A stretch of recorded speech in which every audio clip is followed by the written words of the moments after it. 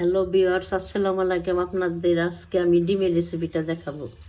সবাই জানেন, তারপর আমার মতন আমি করি, সেটা দেখবেন। প্রথমে একটু হলুদের গুঁড়া দিয়ে দিলাম, ডিমটা দিয়ে দিলাম, একটু বেঁচে নেবেন। প্রচণ্ড শীত পড়ছে, সকালবেলা গোসল টোসল করে আজকে রান্না করলাম। শেষ, এখন উঠাই নিব। তারপরে সব মশলা দিব, পেঁয়াজ দিব, একটু গরম মশলা দিয়ে নিলাম, তারপর পেঁয়াজ কুচিটা দিয়ে দিলাম।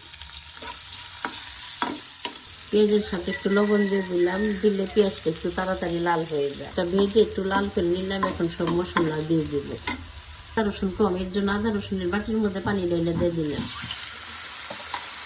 এখন দিয়ে দিলাম একটু হলুদের গুঁড়া, তারপর দিয়ে দিলাম একটু মরিচের গুঁড়া। এখন ভালো করে একটু কষিয়ে নেব।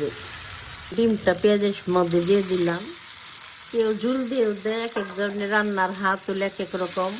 ঝুল দিয়ে দিব, কাঁচামরিচের ফালি দিয়ে দিলাম।